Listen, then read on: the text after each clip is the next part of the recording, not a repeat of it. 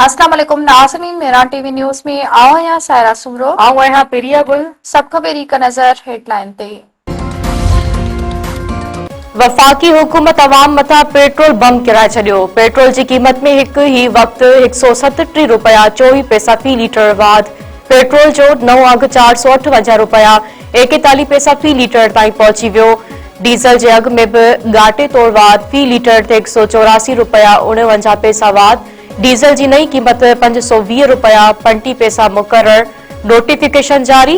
ज़रन मौजूद पेट्रोल ते लेवी 160 रुपया 61 पैसा कई वई आहे ऐं डीज़ल ते लेवी ॿुड़ी कई वई आहे। मुसाफ़िर ऐं गुड्स ट्रांसपोर्टन पारां पेट्रोल अघनि में 60 खां 65 सैकड़ो वाध जो ऐलान। पाकिस्तान गुड्स अलायंस जे सदर मलिक शहजाद चयो आहे त पेट्रोल ऐं डीज़ल जे अघनि में वाध सां मुल्क में महांगाई जो तूफ़ान ईंदो। हुकूमत जे ग़लत पॉलिसियुनि सबबि लखे माण्हू बेरोज़गार थी रहिया आहिनि। नज़रसानी न कई वई त मुल्क जो ट्रांसपोर्ट बीह वेंदो। जमायत इस्लामी पारां पेट्रोल अघनि में वाध खिलाफ़ मुल्क गीर तहरीक हलाइण जो ऐलान। जमायत इस्लामी जे अमीर हाफ़िज़ नईम चयो आहे त पेट्रोल ऐं डीज़ल जे अघ में घाटे तौर इज़ाफ़ो बर्दाश्त जोॻो नाहे। ग़रीब ऐं मिडल क्लास माण्हुनि खे जीअरे मारियो पियो वञे।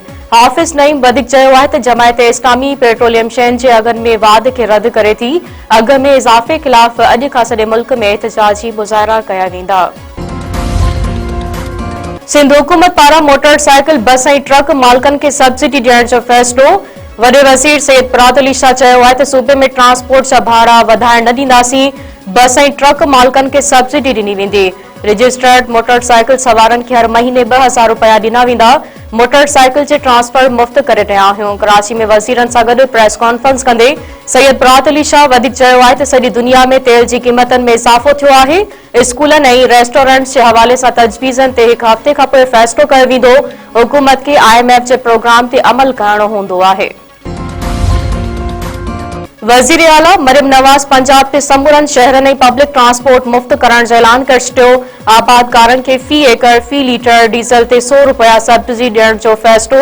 रजिस्टर्ड मोटरसाइकिल वारनि शहरनि खे 20 लीटर पेट्रोल ते 100 रुपया सब्सिडी मिलंदी। Orange line train, metro bus, Speedo bus ऐं ग्रीन इलेक्ट्रिक बस में शहरी मुफ़्त सफ़र कंदा। मरियम नवाज़ चयो आहे त अमरीका ईरान जंग जा असर सभिनी जे साम्हूं आहिनि। वज़ीर आज़म शहबाज शरीफ ॾुखियनि हालतनि में अवाम खे रिलीफ ॾिनो आहे। सिंध जे क़ौम परस्तनि ऐं GDA पेट्रोल जे अघ में इज़ाफ़ो वापसि वठण जो मुतालबो करे छॾियो। SUP पारां 3 ॾींहं ऐं QAT पारां 5 ॾींहं मुज़ाहिरनि जो ऐलान। सरदार रहीम चयो आहे त अवाम मथां महांगाई जो वधीक हिकु हमलो कयो वियो आहे। हुकूमत जे ग़लत पॉलिसियुनि सबबि ग़रीब अवाम फ़ाक़ाकशी जो शिकार आहे। सैयद ज़ैन शाह चयो आहे त हुक्मरान पंहिंजा शाही ख़र्च घटाइण बदिरां अवाम मथां भार पिया विझनि। हुकूमत जी नाक़िस पॉलिसियुनि जे करे ग़रीब अवाम भोगे रही आहे।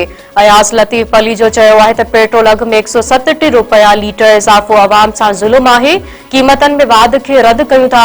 इज़ाफ़ो फौरी तौर वापसि वरितो वञे। STP सरबराह डॉक्टर कादिर मक्सी पारां बि पेट्रोलियम शयुनि जे अघनि में वाध जी मज़म्मत। पेट्रोल अघनि में वाध खिलाफ़ मुख़्तलिफ़ शहरनि में माण्हू रोडनि ते निकिरी आया। हैदराबाद में ख़ासि बदीन, उमरकोट, सिजावर, शिकारपुर, कंदकोट ऐं जैकाबाद में एहतजाजी मुज़ाहिरा।